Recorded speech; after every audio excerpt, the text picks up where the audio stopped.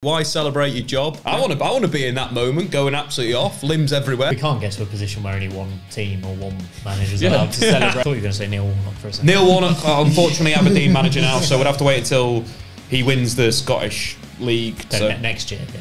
Maybe next year, yeah. I don't care. I want him back.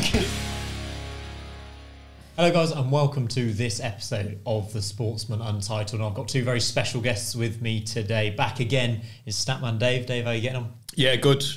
Things have changed. Football is a bit better. Brighter. Feel a bit brighter in this world. Can't complain at the moment, which is a lovely place to be. And making his first appearance on the Sportsman Untitled is Arsenal fan Rory Talks Football. Rory, how are you getting on? Yeah, brilliant. I can't lie. After yesterday, it could have gone one or two ways coming in today, and it's gone very well. Yes, let's start with that massive 3-1 Arsenal win over league leaders Liverpool. Your thoughts on the performance, your thoughts on the day?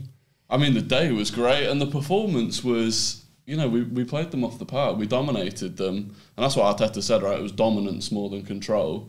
And we go into the rest of the season now, I think, feeling confident. You know, they had, one shot on target in the entire game? That's crazy. For that Liverpool team to reduce them to that, it is massive for us. And yeah, obviously we nearly threw it away at half time and I was fuming, but yeah, we pulled it back and absolutely buzzing with it. Which defensive blunder do you think was worse?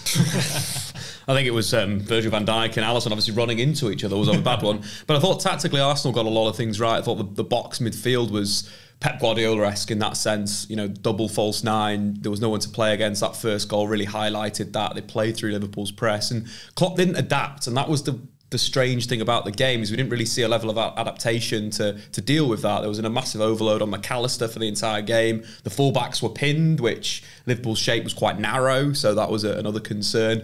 But you've got to give credit to Arteta. I think the signing of Kai Havertz has been interesting. You know, you think about players that could have bought in the window. You know, Douglas Luiz would have been the one, an 8 that can play up and down. He's been directly involved in 10 goals in the Premier League this season. He would be the perfect guy. We all saw a wonderful pass, the outside of the boot pass. You know, he's the guy. But 4 games like that, when you need a false 9, yes, he misses chances. Yes, he should have scored the 1v1 that he had and Saka turned in.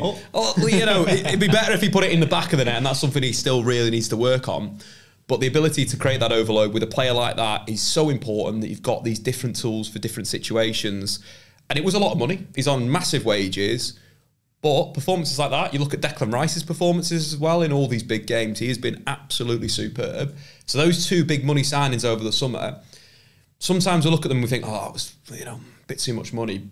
But they're doing the right thing in the right games. You can't really complain. What's your thoughts on Havertz after his... What do Arsenal fans think in general? I think there's a bit of a split. I think some fans look at 65 million, look just directly at his output and say that's not enough, which is fair enough. But for me, like you said, in games like that, he was a massive factor in the way that we played. I thought he was a real handful for Konate. And yeah, he doesn't have that direct goal threat that you might want from a player like that. But he's a player that's such a good utility player and he will be useful for games like that. And it's like, we were probably a couple of transfer windows away from being in a position where you can spend 65 million on a utility player, realistically. But look, if they saw the value in it at the time that they did, then fair enough. And I don't think we're in a position now to complain about it and still get angry about it as a fan base. I think you've just got to look at it for what it is. We can see what he can offer.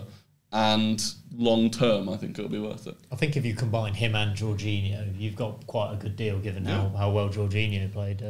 Mate, Jorginho was unbelievable. And that was a big thing from... I know we lost in that FA Cup game, but Jorginho and Rice played, and I thought our midfield played really well that game and created a lot, and really it was just we were wasteful in front of goal that cost us. And we went for it again yesterday. It was kind of the same thing again, and that's where, like you said, with Klopp not adapting to that, I was surprised, actually, because it was kind of clear from the first game in the FA Cup that we could do that, and they didn't adjust to it. But Jorginho, I mean, he's just a professional, and for what we got him for 12 million quid for 2, maybe we get him for 3 seasons. That's all you need really in that squad at the moment. So yeah, happy with him. We've also got to talk about the main talking point, it seems, from this game. Arsenal's celebration, the celebration police out in full force. Odegaard took a picture, of the club photographer on the pitch. Gary Neville's quote, I'll read this out. The celebrations at the end, I don't think, were of a team that thought they were going to go on and win the title. I thought they were a team that didn't want to be out the title race. Rory, are you okay? It's bizarre. It's weird behaviour, and like Stuart MacFarlane, the photographer, being the photographer for like 20 years, but has been a fan of the club since he was a kid, right? Special moment for him. It's just like how you watch that clip and think anything other than that's just a nice wholesome moment, I don't know. But then also off the back of a game that had so many talking points on the pitch, where, you know, Arsenal dominated the game, the build up to our first goal was wonderful, restricted Liverpool, and like you don't talk about any of that. It's just, wow, don't like these celebrations. That's a bit. Do you think it's just an Arsenal thing? Do they pick on Arsenal? Yeah, I think so. I've never seen, and maybe it's because we don't have Arsenal legends as the pundits as much, but I've never seen Klopp criticised for the way he celebrates. The Premier League posted a compilation of his best celebrations where he's charging down, like, pulled a hamstring, squaring up to the fourth official, like all of these things. And yet Arteta does a bit of a run down the touchline, and Ødegaard takes a picture, and it's the worst thing that's ever happened to football. It's shocking, yeah. Look, why celebrate your job? Why celebrate with the fans? Yeah. Why, like you're saying, celebrate with a club photographer that has done loads of great work in the background? It does take away from, you know, like you're saying, the performance of Ødegaard was sublime, one of his best in weeks. You think his injury has been a little bit mismatched, I think, in terms of what we expected from him from last season. But it is an overreaction. And I think one of the biggest things as a football fan, do you not want to celebrate those moments with the players? Do you not want to see your manager get like hyped and excited like I do? I want to be in that moment, going absolutely off, limbs everywhere. That's why we go to the games. Yeah, and the thing is, because they talk about, oh well, you haven't won the title, and it's like, I remember last season the Bournemouth game, that 97th minute winner.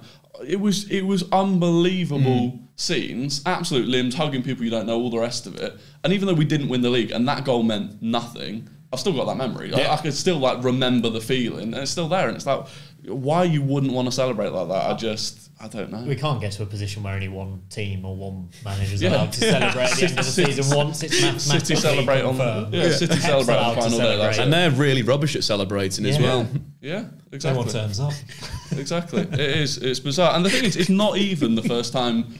Like, I can't think of a single time that any other club has been criticised for celebrating. And this is like the third or fourth time Arsenal have been criticised for celebrating in a season and a half. You also remember like the Jurgen Klopp and the players going over the 2-2 draw with West Brom at the start of his reign, where it was quite impactful from a psychological perspective. It pushed the fans closer to the players. It pushed the manager closer to the players. And those small things are really important. You know, if you go to the football and that's what you do at the weekend, that's what you like live space. It's so big, it's massive. Seeing Arteta run, like, I found it really funny.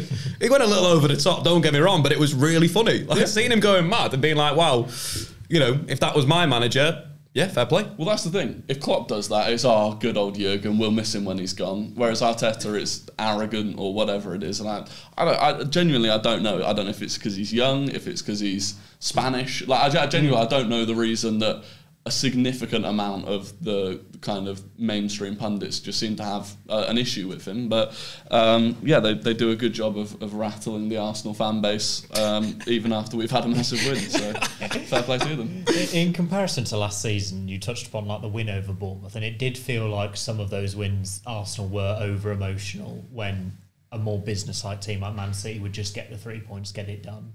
Do you think there's, obviously the Liverpool win is different, I understand that. Do you think you've progressed from that team last season? Yeah, I think we have, in the way that we dominate games a lot more. We don't as often go down, but we've still had the Luton away this year was still the same, last minute winner, absolute limb. So it's still part of what we are, and I think part of that is defensive mistakes that we keep making that put us into positions where we need those goals. But again, I think we've still got like the second youngest squad in the league. We've got such a young third, I think, this season, but still unbelievable. Still not bad, and they're learning. And I do think they need to win big trophies for it to become more of a City style. You know, this is routine for us. This is what we do, and we'll get there, and we'll enjoy the moments along the way. But there was moments that, like, it goes back to everyone going, "Oh, it was the professionalism. That was the problem." It wasn't. It was the West Ham game was a 2-0 up, and not seeing leading 2-0 when you're chasing a title. That's the moment you should look at. You shouldn't look at the game you won. It's analysing the one that you lost, where you. That was one of the best 15-20 minutes of Arteta's football at Arsenal in a nutshell. Two really, really good goals, and then just lost control, set piece, and they're back in the game. They're the games that you have to be more professional in. Yeah, 100%. Not the ones you've won and celebrated. 100%. It was the same with Anfield, like the week before that West Ham game where we went 2-0 up as well. And it's exactly the same thing. And that is where I do think there's a difference this season, where yesterday, other than the goal that we did ridiculously allow it, we never lost control of that game. We never really let Liverpool get a foothold in the game, and that, I think, is the difference. Thought Kivor, that's change at half-time was smart. I think it was needed. And Zinchenko was a little bit exposed, and it's one of those things where you've got now two players, or you've got multiple players that could play that left-back position, but they solve, again, different problems, as we were saying with Kai Havertz, where you need more of a burly centre-back that's going to be better 1v1 defend. You don't need as much control. It's going to push forward in the final third. You don't need that player to come inside because your box is already made. Arsenal are better. It's weird, though, because sometimes they are really slow in possession. I thought the Forest game was a bore for the first 60-odd minutes. Too many sideward passes, not enough creativity on the pitch. But I think Arsenal, as much as that's something I feel they need to click in that sense, defensively, organisational-wise, they're a lot better. Yeah. How do you see Arsenal's title challenge this year in terms of compared to last year, potentially? Yeah. Have they got a better chance of winning the league this year than they did last year? No, I think last year was a better chance because I think City, with Kevin De Bruyne and Haaland coming back, will grow even more into the season. I think they've done reasonably well in terms of changing the guard in the sense of, Gundogan's gone. And the big thing is it's something crazy, like out of the teams that have won the treble in European football, it's happened like 10 times. The next season, that same team has won the league 9 out of the 10 times. So this is basically a season that City should win the league at a canter. Arsenal, Liverpool, they are playing some really good stuff. Do they have that knowledge? And City have still got players to come back. So it's a really difficult title to win because of the quality of Pep Guardiola. 3 managers have won the league in leagues that Guardiola's managed in, which is crazy considering how long he's been in football for. He started in 2016, 17, the beat. It's crazy. So it's such a task, and Arsenal are still a striker away. They are. It's evident they are one striker away from being that next level. That's the difference between the two teams. It was the difference last season was Haaland and Gabriel Jesus. The fitness of Gabriel Jesus has been a concern. Don't get me wrong. He's looked really good when he's played, still misses those chances, but the consistency of him being able to be selected is a problem.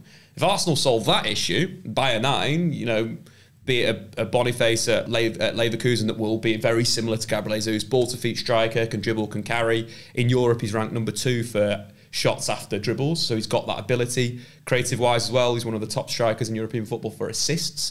He is a direct replacement for Jesus in terms of that false 9 or deep line forward, or do you want to go and get an Osimhen? And I think those 2 Nigerian strikers are perfect for what Arteta wants to achieve, but they're going to cost a lot of money. For you, Rory, compared to Liverpool and Man City, where are you ranking this Arsenal team? Can they do it? Can we do it? Yeah, I agree. I think last year was definitely a better opportunity just because it kind of came out of nowhere and we got that lead. And I do think, City are in such a good position that they're almost back to full strength. And I look at it and I look at next year and the year after as whether the opportunity will really come, because I think if you look at cycles, we're still really in an early stage of our cycle and only going to improve, and the players are only going to get older and mature, whereas Liverpool have obviously got a massive transition coming with Klopp and a lot of senior players and staff leaving, and City, Pep will have to leave at some point, and who knows what will happen with 115 charges. So I do look beyond this season. If we did win it this season, amazing, but when people start saying, if Arteta doesn't win it this season, he should be sacked, I just think it's ludicrous. Crazy for a long-term plan. You've got to think of the average age is around, 23, 24. Yes, you've got to think about the team's going to peak at 26, 27. And if they can continue to build, I think what they've done really well with a recruitment perspective, they've got players of the same age. Yep. And then you've got a Trossard, then you've got a Jorginho, and it's complementing that base and allowing that base to grow. Martinelli and Saka should only get better. Odegaard should only get better. Saliba should only get better with experience, and that experience and knowledge and over-celebrate. Maybe if that's a thing that they need to fix, cool, but that'll happen with time.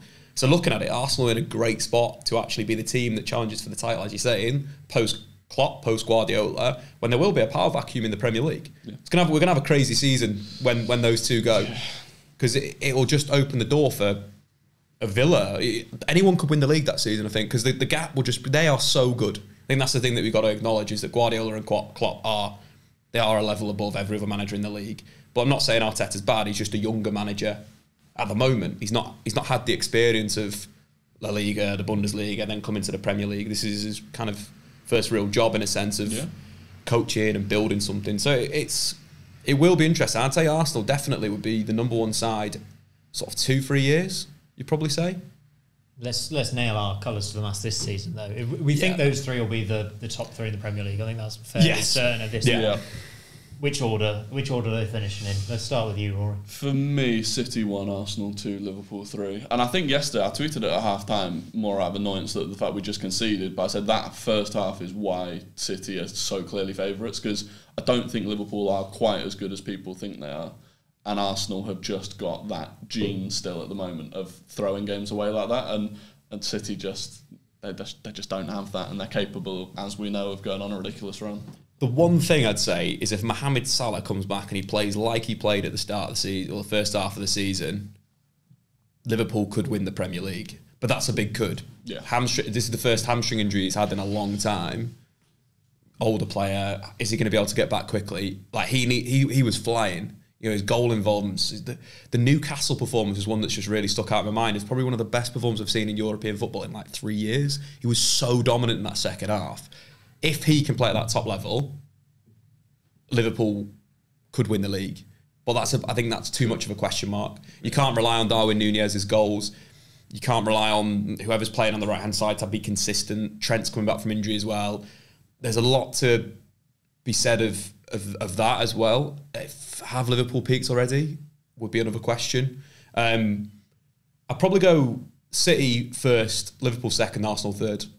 Just because I think it's going to be an interesting end to Arsenal got Champions League football as well, which is super exciting. I think Arsenal have got a great chance in that competition because of how their squad's set up.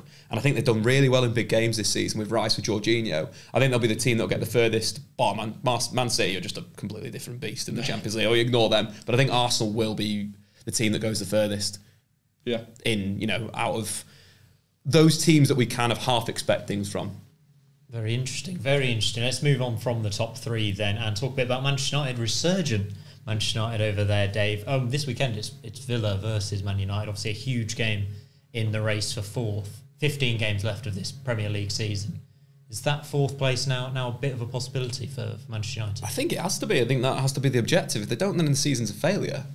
If we FA Cup win, fantastic. But you've got to finish in the Champions League places if you played in the Champions League the season before. Naturally, you've got an advantage because you've got cash. So if you've done that and you failed, then it's a big one. The issue Man United have got is Lisandro Martinez's injury again. Mm-hmm. He's just been so good. He's been so good. On the ball, so good. But defensively, I think we forgot how good he was. Defends the near post exceptionally well.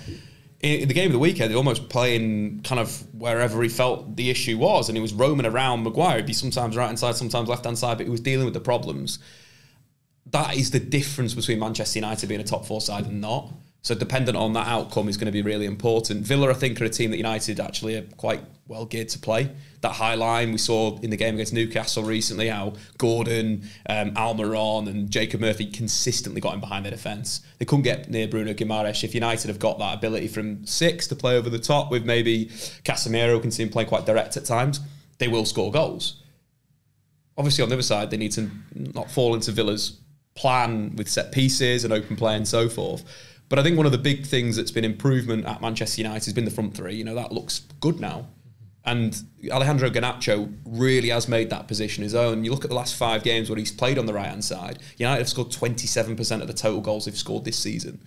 That's kind of how bad they've been going forward, but also how well he's adapted to that role. I think he go both ways, left foot, right foot. I think he's got ability to score, to create. You look at his underlying numbers, double the chances created, almost double the expected assists when he plays on the right wing. And that finally Højlund scoring. Sometimes football's a simple thing where you've got to create for a striker to score. And all those things that are working so well at the moment is built off the back. It is built off Luke Shaw, it's built off Martinez, and that is going to be the concern. You've got 3 players there, 3 young players in Garnacho, Højlund and Kobe Mino, who's come back into the team and been incredible. It feels like a bit like the Man United of old, and I'm talking way back in terms of youth products, coming through and making a massive impact on the first team. They've got super lucky, I think. Obviously, Garnacho was signed for quite a bit of cash, had the talent, and he's showing the talent that's coming through. Mino is a generational talent that gets through in any academy, in my opinion. These aren't players that have come in and been created in there and so forth. You know, you look at Fletcher's sons, both of them came through at City, and then they came to United. There is a massive thing that needs to be solved there, but this is what Man United is, and I think that's what you say. This is what it should be. Mm-hmm. You should have players that have come through the academy, you know, McTominay, Rashford, Garnacho to some point, and Maino. That's what it is as a football club. And you look at the last 9 goals United have scored in the Premier League. 8 have either been scored or assisted by Højlund, Maino or Garnacho, 3 of the youngest players. That's, again, it's all about Arsenal and the youth. That's what United, that's the blueprint of what United have been and why they've been great. You know, Busby, Fergie, it's the same thing. And that's something that we've lost. And our recruitment's been that bad that academy products have come in and solved problems that recruitment should have solved. Like that two-way midfielder, United have been looking for that for 10 years. They literally have. And there's been loads that they could have bought in European football, but you know, luckily they've got a player of his talent. And the big thing with him, I think, when he was playing as a 6, it doesn't suit him. He's a much better player than that. And I don't think, you know, that there is some world-class 6s out there that can control the tempo, but I like him. It's close control. We saw the goal against Wolves. That's what he is. He's got real ability in the final third, and that's only going to improve with game time, with him adding things to his game. The relationship on the right-hand side with Garnacho, you know, we'll give Garnacho a lot of credit, but Maino's playing that inside channel quite a lot. So there's a lot to think the youthful setup will be good. It's just the centre-backs. That is the biggest concern. And I'd like to play devil's advocate for a moment. 3 wins in a row for Man United. You had the win over Newport, which was a little bit shaky. Late winner against Wolves in a game they didn't want to throw away, and they nearly threw away. Obviously, the win against West Ham was good. Rory, how, from an outside point of view, are you feeling about Man United and Ten Hag at the minute? Yeah, I mean, I flip-flop on Ten Hag, it has to be said, but I do think you've got to kind of give him the leeway of having a fair amount of players back now, Casemiro, Martinez, and even when they come back, it's still going to take a couple of games to click back into gear. And you saw what they did last season. The majority of that squad, if you can have them playing, Martinez is like a massive blow, can't understate that. But Casemiro, Shaw, Rashford, if he can get back firing again, they build off clean sheets. That's what they did last season, build off a good defence. And if they can get that call back, which they've got, Mainu's a massive upgrade on McTominay, Eriksen. Anyone, Fred. What about Pastor Fred? He was running riot in the Premier League last season. Yeah. So Mainu's an upgrade. Højlund's obviously a massive upgrade on Weghorst or Martial or whoever. So realistically, there's nothing to stop them going back to that team that finished top 4 last season. If they can put in a shift towards the end of the season, you know, I do fear Villa with Emery that, you know, there's a lot of pressure on getting into that spot now that they've kind of got themselves into the position to do it. You know, I think you've got to give Ten Hag a bit more time. I can see it all coming together.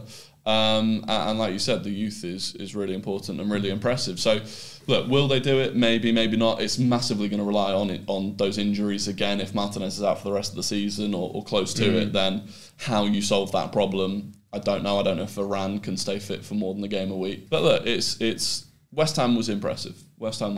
So don't want to take away from it, and we'll see how they do. I think from a positional sense, my big concern with Ten Hag, let's say 5 weeks ago, a month ago, 2 months ago, was we weren't scoring Ten Hag goals. I think we are starting to score Ten Hag goals where we, you know, pull a team down one flank and we hit him on, like the 2 Garnacho goals were 2 1v1s, where he's got a 1v1 on the opposition fullback, he's got space to come in. They're very fortuitous of the deflection for the first, but the second was a classic goal. Like, you know, underload one side, overload the other side, switch it, done, sorted. That's what I wanted to see. Wanted to see goals. Like, well, really bad stat that Man United under Ten Hag have scored 4 or more goals in 2 games in a row once, and that was Newport County and Wolves. But is that a turning point? Probably. Like, Rasmus Højlund, the finish was so good. The way he went, feinted on his left foot and finished with his right foot, his weaker foot. Incredible finish. United still need to get him the ball more. Like, when you look at the amount of passes he received, it's far too less than what he is. You know, Garnacho to Højlund was 3 times against West Ham.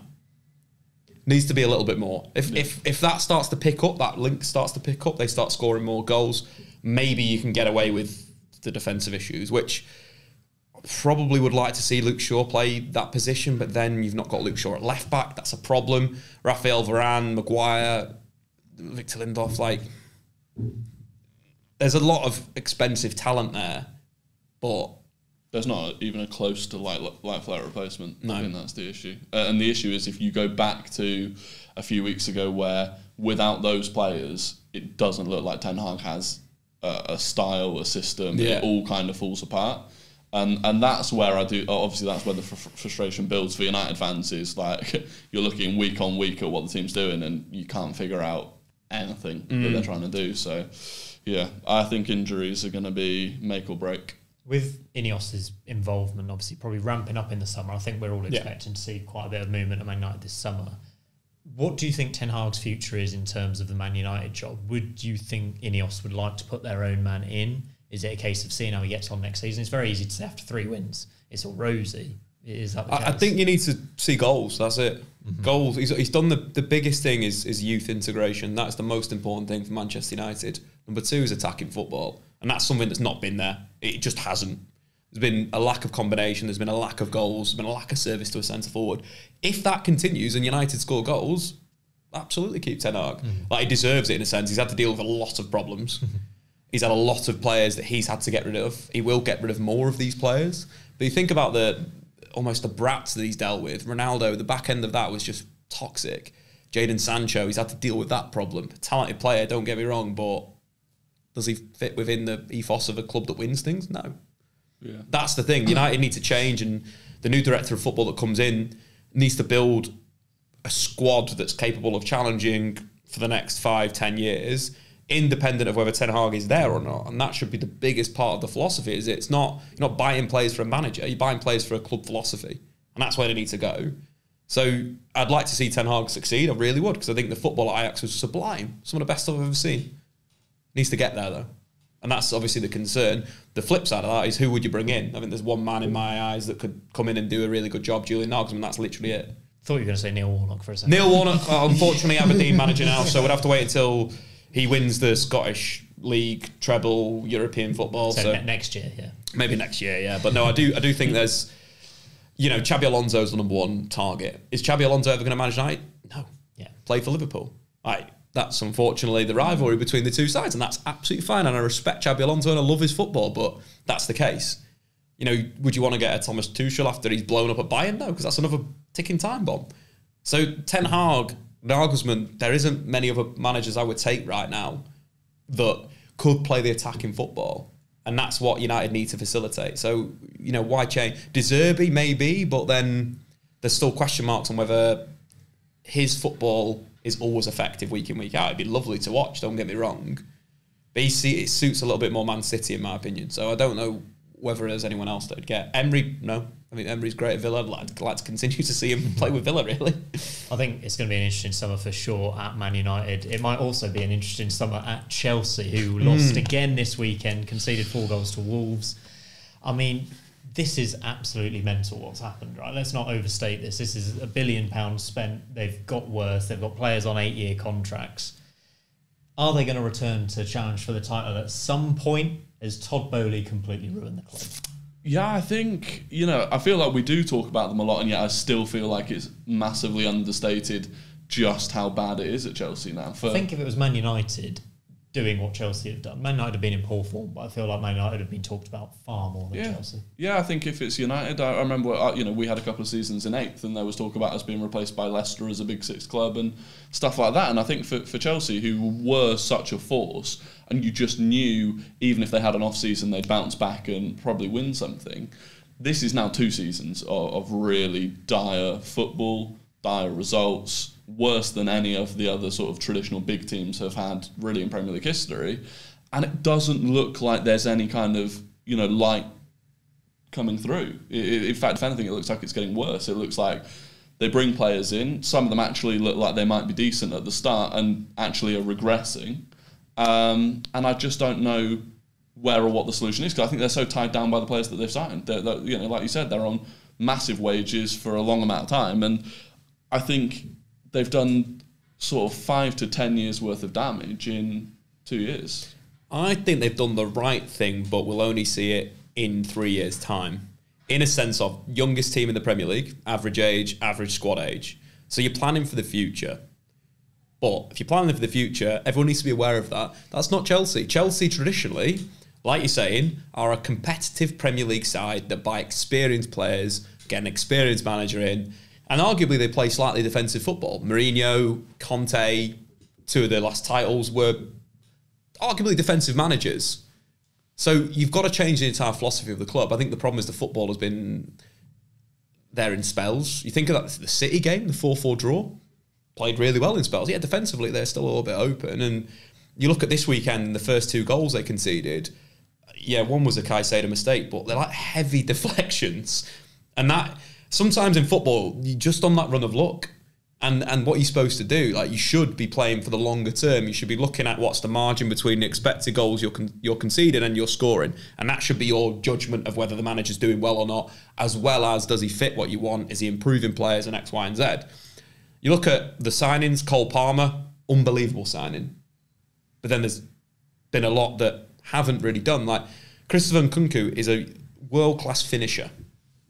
He's been injured for like 2 years. And he was injured at Leipzig his last season.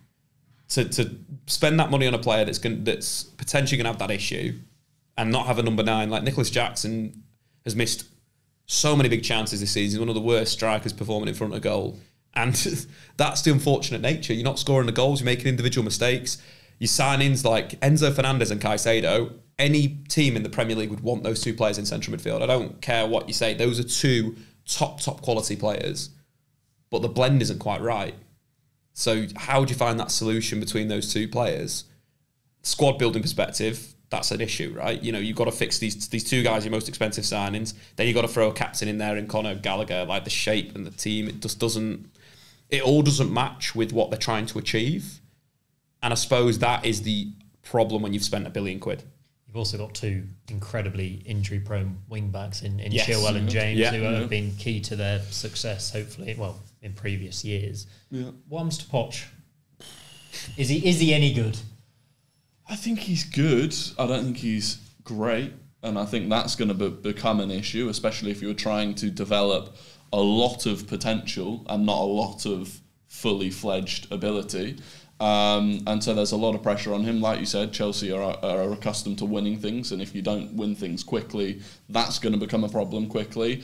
And also, I genuinely think there's still that kind of overhanging, he's Spurs. And that's a massive problem. So I don't think he lasts. I think he probably lasts until the summer, and then they switch it up again, and I think that'll only add to the problems further, because then you've got, you know, even for some kids that have been there for 18 months, it'll be their 4th manager coming in. And at that point, you know, a lot of these kids are going to see, and they'll look at it, they'll see their value plummeting. They'll go, hang on, well, I joined for 40 million and now I'm worth like 10 million. Yeah. And I think the problems will exist. Like you said, I do think that there is a long-term plan. It's just that I think there's a lot of things that have to go right and not that many things that have to go wrong for that plan not to come off in the long term. There's so much potential. And I think City have the perfect formula in terms of, you know, investing a lot in youth and the structure around their youth. The problem is they've got the squad already. 5 teams around Europe they can send any young player to, which we forget about. Yeah, exactly. So I think they've kind of tried to emulate City, but are just not anywhere near the position to do that yet. You're part of the Pochettino fan club. I think he's a great manager, I really do. But I just think he's made some bad choices. Like PSG, Chelsea are 2 bad two bad jobs. I think if he went into Villa with their current structure, I think he would do equally as well as Unai Emery. I really do believe that. I think they've got a good number 9 that he could work with. I think there's enough there. It's just it's why you're making that choice. Is it money orientated? He probably went in with belief that he could fix this, but how do you even sort training out? I've heard stuff about Premier League teams with big squads doing like sprint drills before playing an 11 aside to work out who's playing in the 22 game they're playing in. So how, with a squad of 30 plus, what are you supposed to do? Without really segmenting that and being like, these are my 23 players or 26 players, the rest of you've got to sell. I suppose like January's another problem for Chelsea. The summer was a problem, it's selling enough players. So like, it's such a tough environment for someone to thrive. It really is. Like, it's the hardest job. Graham Potter arguably deserved a bit more time. Yeah. With what they'd done, with who they'd signed, with like how much they spent, 15 million on Graham Potter? Yeah. Yeah, next to nothing on Potter. And then I think I saw a thing that they are, this exact time last February, they were on the exact same amount of points. It's like is this not where they're at then? So them sacking a manager doesn't really mean anything if this is exactly the same performance they've had in the last 2 seasons. Another £500 million spent, and zero progress. Would you like to take a guess at how many league matches Chelsea have lost in the last 1.5 seasons? So since the start of 22-23, how many league matches have Chelsea lost? Statman Dave, I'm expecting you to get this. I've got 2 answers. I'm not sure which one I'm going to go. It's about, what, 56, 58 games, something like that? No, don't ask me to do the maths. Yeah, so they played 58 38 games. last season and we're 23 into it. Yeah. All right, a bit more than 60-odd games. I reckon 27. I was going to say 28 or 30. It's 26, so they're doing better than you thought. Well done. Just one last loss. Wow. I'm going to throw a name in the mix here, which I just have a feeling for. Before the end of the season, this is going to happen. God. Cool. 2 words. Jose Mourinho. Out of a job. Chelsea, Todd Bowley needs a popular manager. The Chelsea fans love him. And also, I'll throw in these stats as well. Jose Mourinho lost 21 matches at Chelsea in the entirety of his first spell. 27 in all comps in his second spell. He lost 1 game, then 5, then 3 in his first 3 league seasons. He is Mr. Chelsea. I've got a feeling, Dave, is it wrong?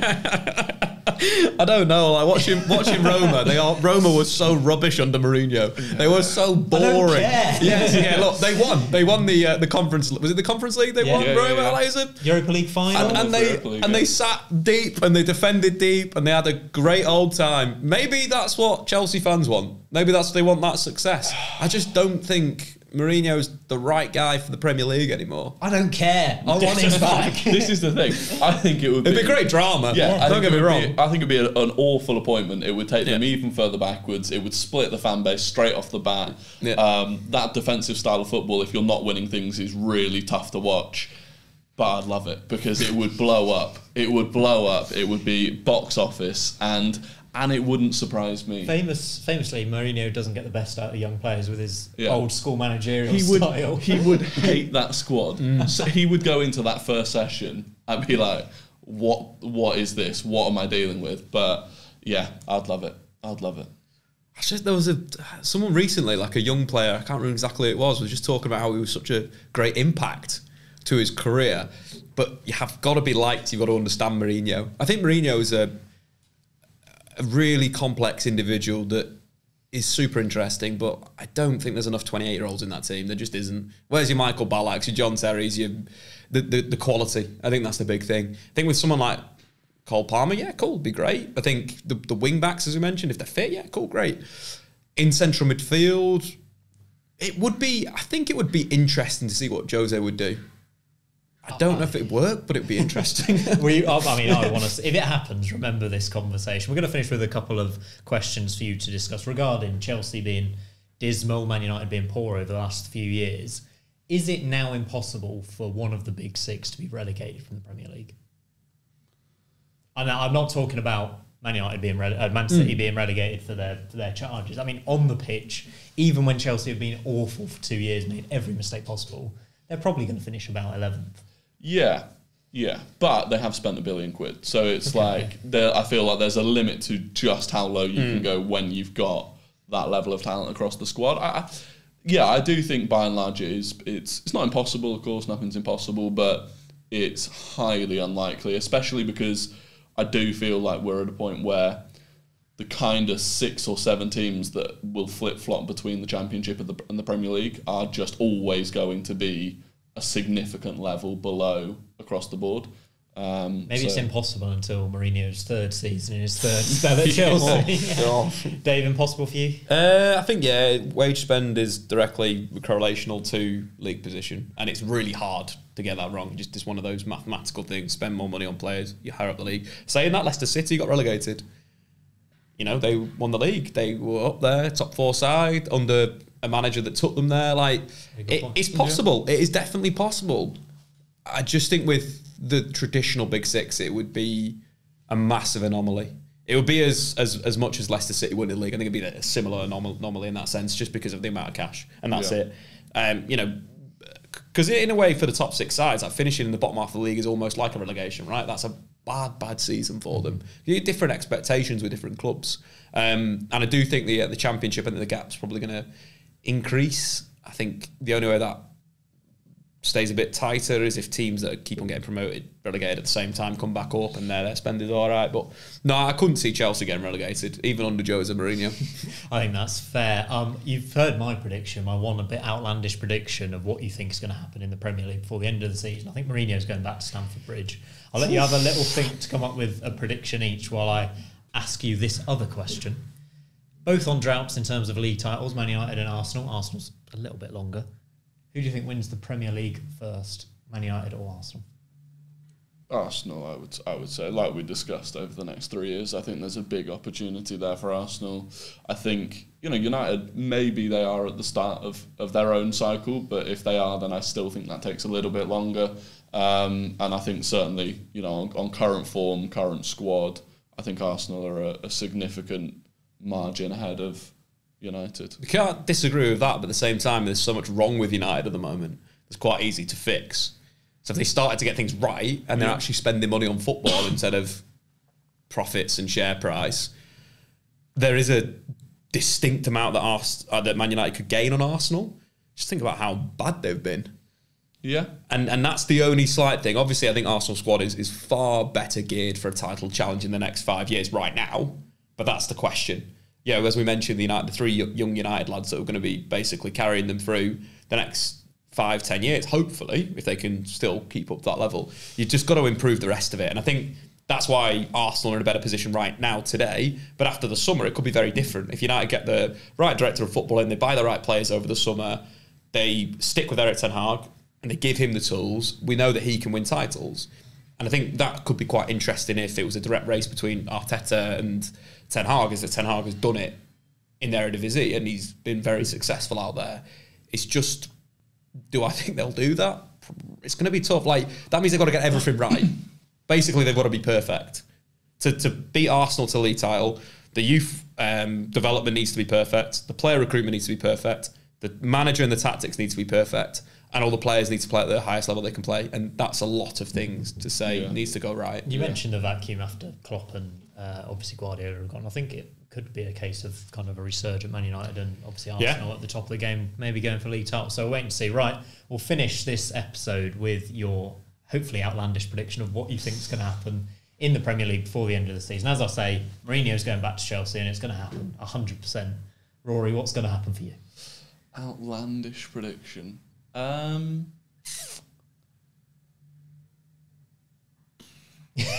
not to say anything too stupid. Yeah, that's the thing, because you get clipped up and then you go, well, I was prompted to make something. No, I would say, I'd say Newcastle finish outside the top 10 and Eddie Howe gets sacked. Okay, that's good. Yeah. Which I don't think is that outlandish. Reasoning behind that, just injuries and don't rate him that highly? Injuries and significant ones in key areas. And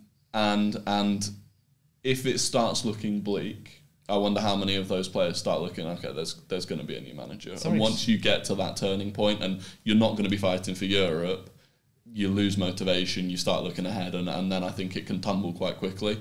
Do you think they go to a big name manager next? Yeah. And I've thought even if they actually sustained top four for a couple of seasons, I just always had a feeling that they're not that far away from replacing Eddie Howe, and genuinely unfairly, in my opinion, but he's a boring name, and I do think that they'll get to that point, and I think it'll come quite a lot sooner if they do drop down to the sort of mid-table.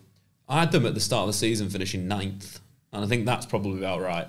9th, 10th. Yeah. I think if they got rid of Eddie Howe and they brought Jose Mourinho, it would be crazy. It would be very stupid. Yeah, I think what they need to do is continue the consistency of what they've been doing. They are a team that high presses. So they need to have that as being a massive part. You know, the only one that I really see that fits in European football is Diego Simeone.